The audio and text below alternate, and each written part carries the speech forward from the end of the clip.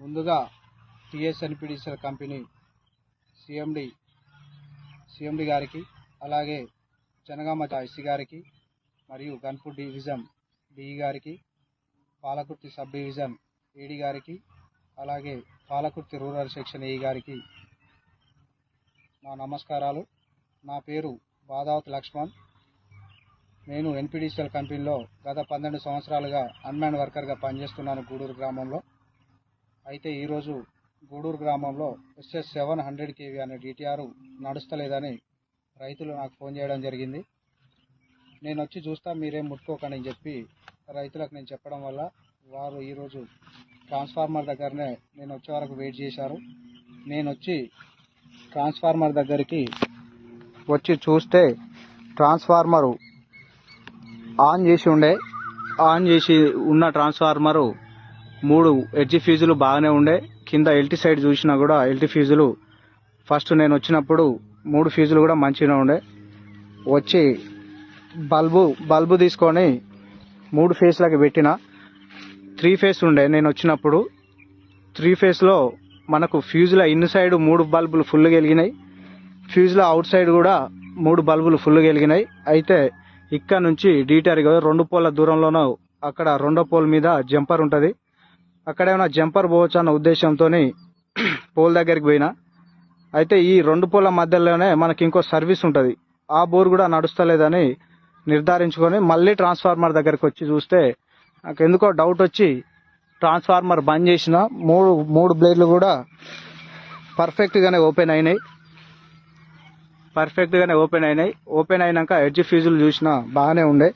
కింద ఎల్టీ ఫ్యూజుల కాడికి వచ్చి ఫస్ట్ సెంటర్ దానికి ఎర్త్ కర్ర వేసినాక ఇప్పుడు ఈ కొస ఫ్యూజ్ ఇంతకుముందు వేసి ఉండే, అది ఆన్ అన్నట్టు ఉన్నప్పుడు దాన్ని నేను ఏం చేసిన అంటే ఇట్లా కటింగ్ బ్లేడ్తోని దాని దగ్గరికి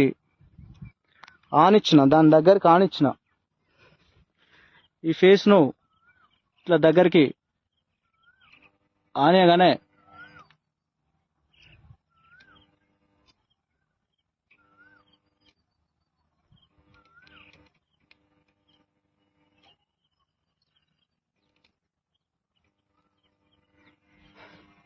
ఇట్లా DTR హ్యామింగ్ రావడం జరిగింది. చూడండి, అబ్జర్వ్ చేయండి. మీద మనకు ఏవి స్విచ్ ఓపెన్ చేసే ఉంది. ఏవి స్విచ్ పర్ఫెక్ట్గా ఓపెన్ అయింది.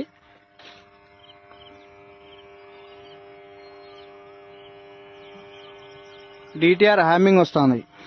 ఈ హ్యామింగ్ ఎందుకు వస్తుందని నేనేం చేసిన అంటే బల్బు తీసుకో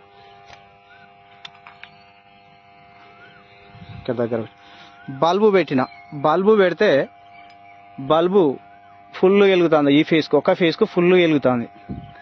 మిగతా ఫేస్లకు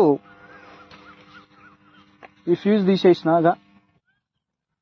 తీసేసినాక వెలగడం లేదు. ఇటు కొంచెం దగ్గర చూడండి, ఈ ఒక ఫ్యూజ్కే బల్బు ఫుల్గా వెలుగుతుంది. మిగతా ఫేస్లకు నేను ఎత్తేసిన ఫేజ్ కానీ కొంచెం బుగ్గ దగ్గర కానీ ఎత్తేసిన ఫేజ్ కానీ పక్క ఫేజ్ కానీ బల్బు వస్తలేదు.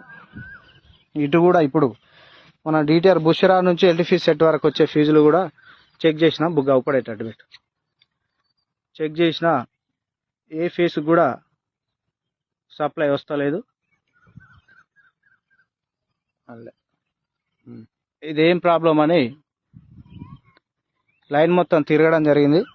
లైన్ మొత్తం తిరిగితే ఈ 3 ఫేసును అలాగే గూడూరు టౌన్ సింగిల్ ఫేసు 2 క్రాసింగ్లు ఉంటాయి.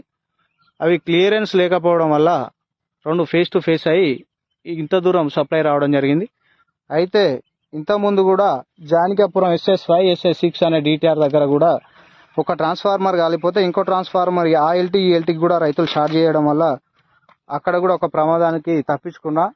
అలాగే ఈరోజు కూడా నేను వచ్చి కటింగ్ బ్లేడ్తో ముట్టుకోకుండా ఎత్తేసినా కానీ నాకు అది స్పార్క్ అనేది ఏర్పడలే. డైరెక్ట్ కటింగ్ బ్లేడ్తోని DTR తాకియగానే DTR హ్యామింగ్ రావడం వల్ల ఈరోజు ఒక ప్రమాదం నుంచి తప్పించుకోవడం జరిగింది. కాబట్టి దయచేసి నాతోటి అన్మ్యాన్ వర్కర్లు కానీ నిన్న ప్రమోషన్లో పోయిన జేఎల్ఎం టు ఏఎల్ఎంలు కానీ సేఫ్టీ ప్రికాషన్స్ వాడండి. ఫ్యూజులు వేసినప్పుడు కూడా కటింగ్ బ్లేడ్తో జాగ్రత్తగా పనిచేసుకోవాలని కోరుకుంటూ దయచేసి సిఎండి గారికి ఎస్సీ గారికి మా చిన్న విన్నపం, ఇటువంటి క్రాసింగ్లను అవాయిడ్ చేయడం వల్ల యాక్సిడెంట్లు కాకుండా జరుగుతుంది. కాబట్టి వీలైనంత తొందరగా క్రాసింగ్లు ఉన్న చోట్ల తక్షణమే వాటిని పరిష్కరించే విధంగా కృషి చేయాలని ధన్యవాదాలు తెలుపుతున్నాను.